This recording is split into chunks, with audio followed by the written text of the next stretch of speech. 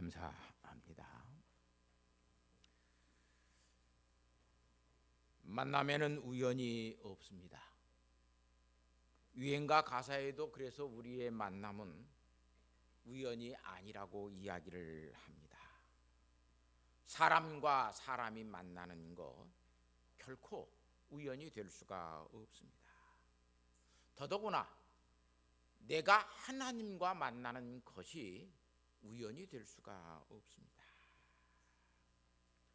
오늘 우리 속에서 많은 사람들이 내가 하나님을 만났다 또는 하나님을 보았다라고 하는 엄청난 말들을 이야기합니다.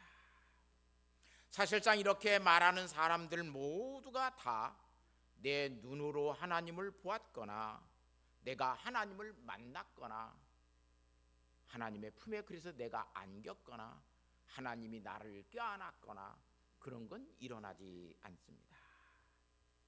오늘 이 본문 말씀에 보면 이 마누아라고 하는 이 사람이 유명한 삼손의 아버지였습니다. 삼손의 아버지였던 마누아와 그의 어머니였던 그의 부인도 하나님을 여기 보았다 그래요.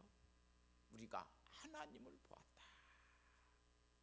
우리가 하나님을 보았으니 반드시 우리는 죽을 것이라고 삼손의 아버지인 마누아는 이야기합니다. 하나님을 만나서 우리의 눈으로 하나님을 보면 왜 우리는 죽습니까? 이스라엘의 용도자였던 이 모세라고 하는 사람은 시내산에서 하나님께서 말씀하셔서 이스라엘 백성들에게 시내산을 떠나라고 말씀합니다. 그러면서 하나님이 이 백성들과 함께 가시겠다고 말씀합니다. 이때 모세는 하나님께서 우리를 떠나보내시 마옵소서. 하나님이 우리와 함께 가지 아니하시면 우리는 이 시내산에서 살겠습니다. 우리를 이 시내산에서 떠나보내지 마시옵소서라고 모세는 간청하였던 것을 볼 수 있습니다. 그러면서 출애굽기 33장에 보면 주의 영광을 내게 보이소서. 주의 영광, 카보드라고 하는 것 원문 뜻으로는 그냥 무거운 거예요. 주님의 무거움을 내게 보이소서. 다른 말로 말을 하면 그것은 주님의 은혜의 풍부함을, 하나님의 은혜의 풍부함을 나로 하여금 우리로 하여금 보게 하옵소서라고 이야기를 해요. 그런데 하나님은 모세에게 이렇게 말씀합니다. 내가 내 얼굴을 보지 못하리니 나를 보고 살 자가 없음이로다. 내 얼굴을 너희는 보지 못할 것이다. 만일 내 얼굴을 보고 살아남을 자는 아무도 없다. 그래서 이스라엘 백성들에게는 하나님의 얼굴을 보는 자는 죽는다라고 하는 신앙이 생겼고, 하나님의 얼굴을 보면 죽음을 당한다라고 그들은 신앙적으로 믿었던 것을 볼 수 있어요. 왜냐하면 하나님은 오늘 우리가 하나님이 얼굴과 얼굴을 대하여서 아는 것이 아니에요. 그렇게 봐서 나를 아는 게 아니에요. 우리가 하나님을 얼굴을 보고 하나님을 아는 것이 아니에요. 하나님은 모세에게 하나님의 이름을 아는 자였습니다. 하나님은 모세의 이름을 알았고 또한 모세는 하나님의 이름을 아는 자였습니다. 출애굽기 3장 14절 말씀에 보면 하나님이 모세에게 떨기나무에 불 붙는 불로 하나님이 나타나셨습니다. 그리고 모세는 하나님에게 묻습니다. 하나님의 이름이 무엇입니까? 내게 이렇게 떨기나무에 붙은 불로 나타나셔서 저 이스라엘에 내려가서 애굽에 내려가서 이스라엘 백성들을 구원해 내라고 말씀하시는 하나님, 그 하나님의 이름이 무엇입니까? 출애굽기 3장 14절 말씀해 보니까 하나님은 이렇게 말씀하셨다고 그래요. 나는 스스로 있는 자니라. 스스로 있는 자. 한문으로 이야기하면 나는 자존자라고 하는 말이에요. 우리 성경에 스스로 있는 자라고 번역을 해놓으니까 이게 좀 문제가 생겨요. 히브리적인 의미로 오늘 우리에게 하나님께서 어떻게 말씀하시냐면 내 이름은 나다라고 하는 거예요. 내 이름이 뭐냐? 내 이름은 나다. 하나님의 이름은 하나님이라고 하는 거예요. 이렇게 하나님은 모세에게 하나님의 이름을 알려주셨고 이름으로 하나님을 선포하셨습니다. 그래서 19절 말씀에 보면 여호와의 이름을 내 앞에서 선포하리이다.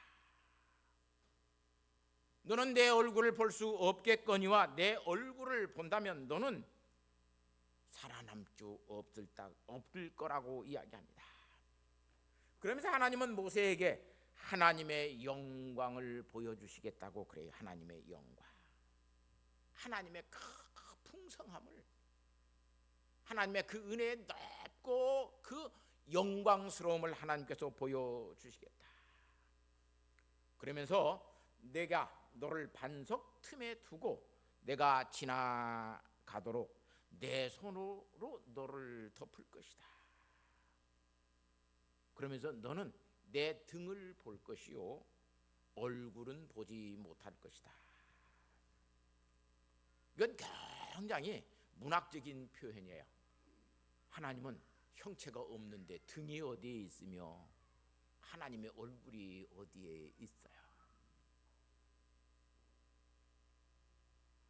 이 말은 굉장히 문학적인 표현이에요. 이 문학적인 이 표현 속에는 신학적인 의미를 담고 있어요.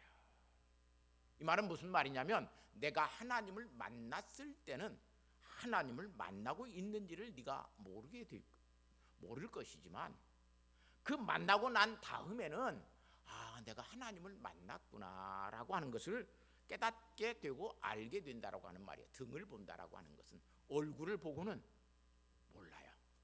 그런데 등을 보고는 지나가고 난 뒤에는 내게 하나님이 말씀하셨구나, 내게 하나님이 찾아오셨구나 라고 하는 것을 그렇게 알게 된다라고 하는 말이에요. 어떤 경우에도 오늘 우리는 지상에서 하나님의 얼굴을 우리의 육 안으로 볼 수 없습니다. 하나님은 형상이 없으시는 영이십니다. 그렇기 때문에 어떤 도구를 가지고도 하나님을 관찰하거나 하나님을 볼 수가 없습니다. 보이지 않는 미생물은 현민경으로 볼 수 있습니다. 저 우주의 광활한 곳에 있는 별은 만왕경으로 볼 수 있습니다. 우리의 몸속에 있는 것들은 엑스레이를 찍어서 간이 있고 뭐가 있고 라고 하는 것들을 볼 수 있습니다. 그런 도구를 써서도 하나님은 관찰되어지지도 않고 볼 수도 없는 분이 하나님이십니다. 그래서 요한복음 1장 18절 말씀에 본래 하나님을 본 사람이 없으되 아버지의 품속에 있는 독생하신 하나님이 나타내셨느니라 그래요. 요한복음 6장 46절에 아버지를 본 자가 있다는 것이 아니니라 오직 하나님께서 온 자만이 아버지를 보았느니라.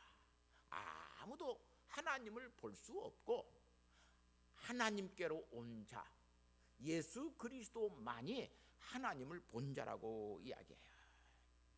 그러면서 요한복음 14장 9절 말씀에 필립아 내가 이렇게 오래 너희와 함께 있으되 내가 나를 알지 못하느냐. 나를 본 자는 아버지를 보았거늘 어찌하여 아버지를 보이라 하느냐라고 필립에게 예수님께서 반문하십니다. 지금까지 하나님을 만난 사람, 하나님을 본 사람은 아무도 없습니다. 하나님을 만났다라고 하는 것은 사실상 하나님의 사자를 본 것이고 하나님께서 말씀하시는 소리를 들은 것이지 하나님을 우리가 본 사람은 아무도 없습니다. 특별히 오늘 이 사사기에서 말하는 이 여호와의 사자라고 하는 이 사자는 말라크라고 하는 말이에요. 이 말라크라고 하는 이 히브리 말은 어떤 일에 보냄을 받는 사신을 이야기해요. 어떤 사람이 나를 대신해서 그 말을 전하도록 가서 그 일들을 하도록 보내는 자를 사자 또는 사신이라 그렇게 이야기해요. 공적인 임무를 띠고 가는 사람, 그렇게 파견되어서 오는 사람을 오늘 우리는 사신이라고 그러고 사자라고 그럽니다. 구약 시대에도 이렇게 하나님을 직접적으로 만날 수 없었습니다. 하나님이 보내시는 사자를 통해서 구약의 성도들은 하나님을 만났습니다. 신약의 시대도 오늘 이 시간에도 우리도 마찬가지입니다. 그래서 예수 그리스도가 하나님의 아들이심을 믿는 것, 이게 참 귀한 신앙입니다. 하나님께서 예수 그리스도를 이 땅에 보내셔서 우리가 하나님을 만나게 하셨기 때문에 그렇습니다. 하나님은 예수 그리스도를 하나님의 사자로 보내셨고 또 우리에게 성령 하나님을 사자로 보내셔서 하나님과 만나게 하십니다. 이런 만남은 결코 우연이 아닙니다. 그냥 만나지지 않습니다. 아무리 우리가 하나님을 만나려고 해도 하나님은 만나 주시지 않습니다. 하나님은 우리를 만나시려고 우리의 삶에, 내 인생에 틈을 벌리십니다. 하나님이 그렇게 우리에게 찾아오셔야만 오늘 우리는 하나님을 만날 수 있습니다. 그래서 개입하시는 하나님, 나에게 관여하시는 하나님, 그 하나님이 되어졌을 때 오늘 우리는 하나님을 만납니다. 하나님께서 내 생각의 틈을 벌리십니다. 하나님께서 내 감정의 틈을 벌리십니다. 하나님께서 내 노력의 틈을 벌리십니다. 하나님께서 여러 가지 사건과 사고, 병들을 우리에게 주셔서 우리의 생각의 틈을 벌리시고 우리의 감정의 틈을 벌리시고 우리가 노력하는 의지의 틈을 벌리셔서 우리에게 하나님이 찾아오십니다. 이렇게 하나님이 오늘 우리에게 찾아오실 때에만 오늘 우리는 하나님을 만날 수 있습니다. 신학적으로 그래서 어려운 말을 쓰는데 틈입하시는 하나님이라고 하는 말을 써요. 우리의 틈으로 들어오시는 하나님, 내 생각의 틈으로 들어오시는 하나님, 내 감정의 틈으로 들어오시는 하나님, 내 노력의 그 모든 틈으로 들어오시는 하나님. 하나님은 오늘 우리에게 그렇게 찾아오십니다. 우리를 그렇게 만나 주십니다. 보편적으로 하나님은 우리에게 어떻게 그렇게 찾아오시냐면 소리로 찾아오십니다. 가장 원초적인 하나님의 만남에 대해서 창세기 3장 8절 말씀에 이렇게 기록해 놓았습니다. 그들이 그날 바람이 불 때 동산에 거니신이라고 하는 말은 본래 원문 성경에는 없어요. 동산에 여호와의 하나님의 소리를 듣고, 하나님의 소리, 콜이라고 하는 말이에요. 하나님의 목소리, 하나님의 음성을 들었다는 거예요. 아담과 하와가 에덴 동산에서 하나님의 목소리를 들었다. 눈으로 보는 게 아니에요. 그리고 9절 말씀에 보니까 아담을 부르시며 내가 어디 있느냐라고 아담을 찾습니다. 이 아담에게 하나님은 양심의 소리로 아담에게 지금 찾아오십니다. 우리는 하나님을 어디에서 만나냐면 우리의 양심 속에서 하나님을 만납니다. 그 양심에 하나님의 소리가 들려왔을 때 하나님을 만납니다.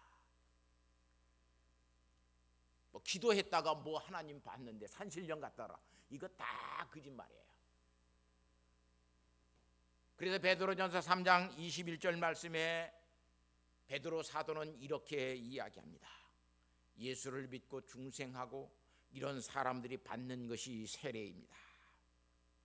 세례라 이는 육체의 더러운 것을 제하여 버림이 아니요 하나님을 향한 선한 양심의 간군이라. 양심에서 요청하고 양심에서 질문하는 세례받은 사람에게는 양심의 소리가 하나님을 찾습니다. 세례받은 사람은 양심 속에서 하나님께 질문하고 하나님 앞에 요청합니다.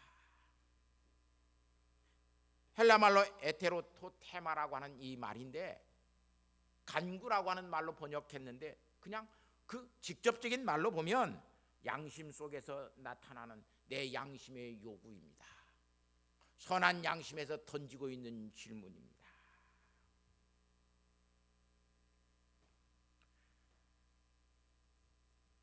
그래서 이 베드로전서 3장 16절 말씀에 선한 양심을 가지라고 베드로 사도는 이야기합니다. 선한 양심이 없으면 하나님이 그 양심의 틈으로 하나님의 목소리를 들려주시지 않습니다.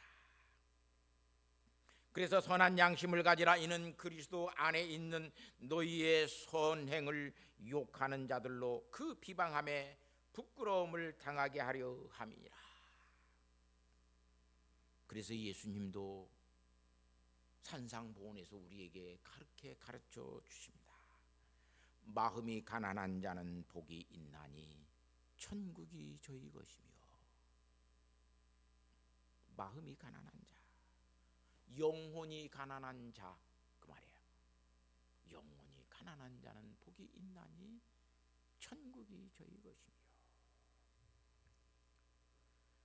그리고 다시 8절에 마음이 청결한 자는 복이 있나니 그들이 하나님을 볼 것이라고 이야기해요. 마음이 청결한 자. 우리의 마음이 선한 마음이 되어져서 깨끗해진 사람이 하나님을 본다라고 이야기해요. 왜냐하면 그 선한 양심 속에 하나님의 목소리가 들려와요.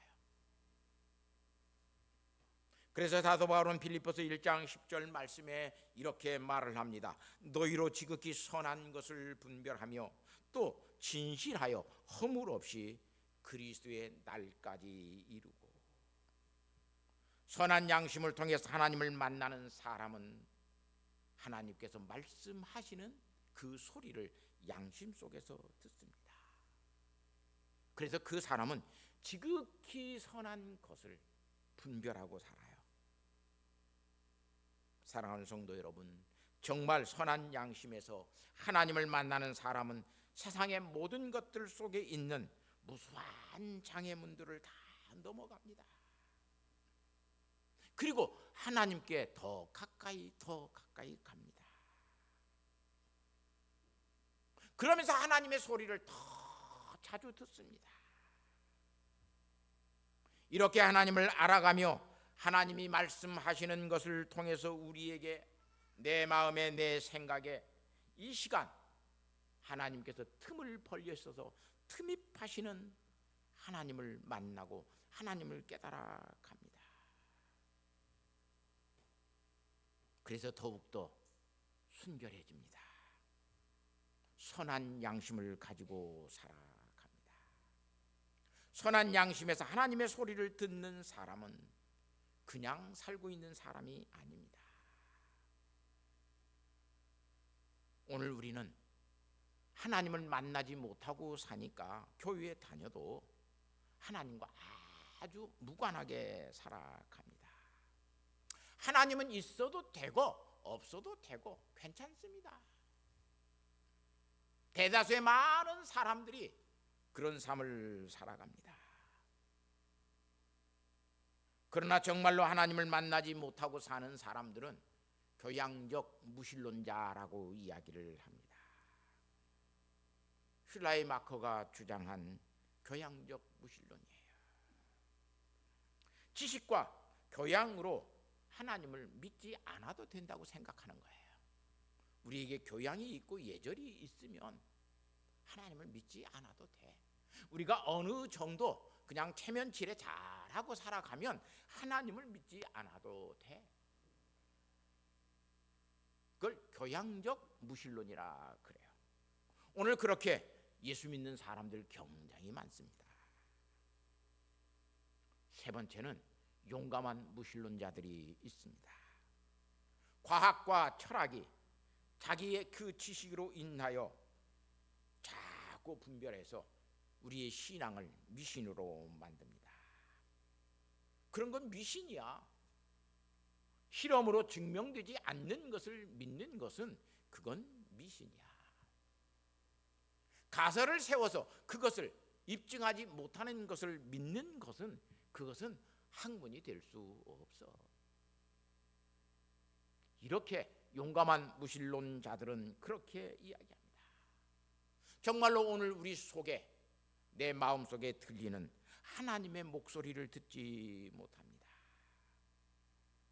하나님은 나를 이름으로 압니다. 우리 역시 하나님을 이름으로 압니다. 하나님이 내 이름을 부르는 것은 사실 하나님이 하나님을 부르는 것입니다. 우리가 하나님을 부르는 것은 사실 내가 내 이름을 부르는 것입니다. 이것을 모르는 사람은 하나님을 인격적으로 신뢰하지 않습니다. 양심의 소리를 듣지 못하는 사람은 내가 하나님이 되어지고 하나님이 내가 되어지는, 내가 그리스도가 되어지고 그리스도가 내 안에서 내가 되어지는 것을 깨닫지 못합니다. 하나님을 만나지 못하고 사는 이 무신론자들은 어떻게 살든지 사는 것이 자기의 소관이라고 생각합니다. 내가 살면 되는 것이지 양심의 소리를 들을 필요가 뭐가 있어. 양심의 소리를 듣지 않습니다. 그러나 양심의 소리를 듣는 사람들은 하나님을 만나고 살아갑니다. 에베소서 4장 22절에서 24절 말씀을 보면 너희는 유혹의 욕심을 따라 썩어져가는 구습을 따르는 옛 사람을 벗어버리고 오직 너희의 심령이 새롭게 되어 하나님을 따라 의와 진리와 거룩함으로 지으심을 받은 새 사람을 입으라 그래요. 이렇게 양심의 소리를 듣고 새 사람이 되어져 가는 사람은 하나님을 관념적으로 믿지 않습니다. 아까 무신론자들이 많다고 그랬는데 오늘 우리도 예수를 믿으면서 하나님을 있다고 믿으면서도 관념적 유신론자가 되어져서 믿는 사람들이 굉장히 많습니다. 칸트가 믿는 요청적 유신론, 실천 이선 비판에서 칸트는 하나님은 우리의 도덕적이나 이 모든 것들을 놓고 봤을 때 요청되어야만, 하나님이 없으면 이것이 설명되지 아니하니까 하나님은 있어야 된다, 신은 있어야 된다라고 하는 요청적 유신론을 주장한 사람이 칸트였어요. 임마누엘 칸트예요. 고대 철학자 중에서는 아리스토텔레스라고 하는 사람은 철학적인 신을 그는 이야기합니다. 철학적으로 신이 있어야만 설명이 되어지니까 철학적인 신을 주장합니다. 그뿐만 아니라 스피노자라고 하는 사람은 범신론의 신을 이야기합니다. 모든 것들 속에는 신이 있어서 거기는 범신론이에요. 그렇게 오늘 우리는 하나님을 믿어서는 안 됩니다. 지금 살아계셔서 나를 만나며 내 양심에 칸트의 말대로 정언 명령을 하시는 분, 그 하나님이 우리에게 계셔야만 됩니다. 이렇게 하나님을 만나고 사는 사람에게는 하나님께서 우리에게 가르쳐 주십니다. 그 사람은 시간 속에서 영원의 삶을 살아갑니다. 그뿐만 아니라 사라지는 것들의 실제를 알고 살아갑니다.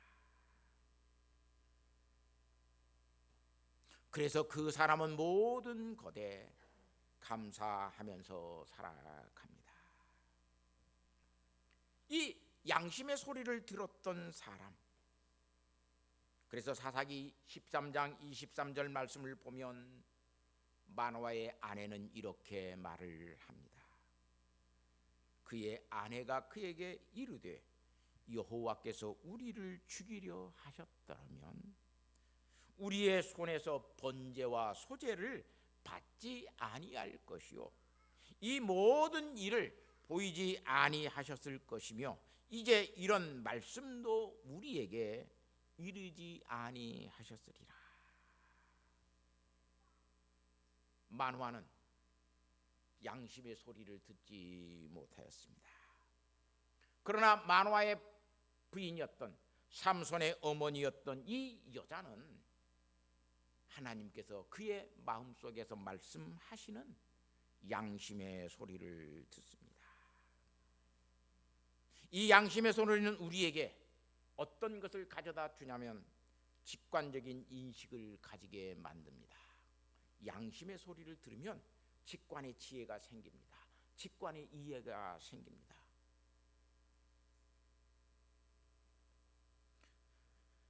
이 직관의 이해를 가지고 있는 사람, 이 사람은 항상 건전하게 모든 것들을 가지고 살아갑니다. 도덕과 이성으로만 사는 것이 아니라 하나님께서 말씀하시는 그 말씀을 듣고 살기 때문에 그에게는 건강하고 건전한 관계들을 맺고 살아갑니다. 마노아에게 있었던 이 양심 속에는 그 옛사람으로서 가지고 있었던 이 마노아는 하나님께서 말씀하시는 소리를 듣지 못해서 우리는 반드시 죽을 것이다, 그렇게 이야기했어요. 그러나 새 사람이 되었던 마노아의 부인은 아니다, 하나님이 우리를 죽이시려고 하셨더라면 말씀하시도 아니하셨고 우리의 제사도 예배도 받지 아니하셨을 것이다. 사랑하는 성도 여러분, 하나님을 만나는 사람, 며칠 금식 기도하다가 비몽사몽간에 하나님을 그렇게 만나지 마시고요. 나의 일상의 삶 속에서 하나님이 나의 생각과 나의 감정과 나의 모든 노력의 틈을 벌리시고 그 속에 틈입하시는 하나님을 만나는 사람은 이렇게 말을 합니다. 그 사람은 숙명적으로 살지 않습니다. 그 사람은 어떤 행운을 바라지 않습니다. 내 양심 속에서 하나님을 만나고 사는 사람은 숙명이나 행운보다 더 위대한 나의 사명과 소명을 발견하고 깨닫고 살아갑니다. 오늘 우리 속에는, 예수 믿는 사람들 속에는 두 종류의 삶을 살아갑니다. 첫 번째는 양심의 소리를 듣지 못하여 현실의 삶만 쫓는 사람이 있어요. 양심의 소리를 듣지 못하면 하나님이 계시다라고 하는 것을 알지 못하니까 이 지상의 행복만 추구하고 살아가요. 내일을 생각하고 영원을 생각하는 것이 아니라 오늘만 생각하고 살아가요. 그러나 양심의 소리를 듣는 사람은 양심 속에서 하나님의 소리를 듣고 하나님을 만나고 사는 사람은 사명과 소명의 삶을 발견하고 어떻게 하면 내가 사명적으로 살까? 어떻게 하면 내가 소명의 삶을 살까를 늘 생각하고 하나님 앞에 그렇게 살아갑니다. 양심의 소리에서 하나님을 만나는 사람이 되기를 소원합니다. 자막 만들어 놨어요? 자, 우리 마지막 자막을 한번 보겠습니다. 따라서 합시다. 나는, 우리는 하나님을 만났습니다. 어디에서 만났어요? 내 양심 속에서 하나님을 만나야 돼요. 당신은 양심의 소리에 귀 기울이십니까? 우리 모두 내 양심의 소리에 귀 기울이고 하나님을 만나는 소명의 삶, 사명의 삶을 살아가는 저와 여러분 되시기를 예수님의 이름으로 부탁하고 축복합니다. 하나님 아버지 감사합니다. 우리는 하나님을 만난다라고 이야기하고 아버지 하나님, 하나님을 만났다라고 간증할 때가 너무 많습니다. 그리고 하나님에 대해서 형상적으로 묘사할 때가 너무나 많습니다. 주님, 하나님은 우리가 직접 만날 수 없는 하나님이신 것을 이 시간 깨닫습니다. 그래서 하나님을 만나는 사람은 다 하나님의 사자를 통해서 만났고 예수 그리스도를 통해서 하나님을 볼 수 있다라고 예수님은 오늘 우리에게 가르쳐 주셨습니다. 주님, 양심의 소리에서 하나님을 만나는 믿음의 사람 되게 하옵소서. 그래서 아버지 하나님, 우리의 마음이 깨끗해지고 우리의 마음이 청결해지고 선한 것을 분별할 수 있는 새 사람이 되어지는 귀한 복을 베풀어 주옵소서. 예수님의 거룩하신 이름으로 기도하옵나이다. 아멘.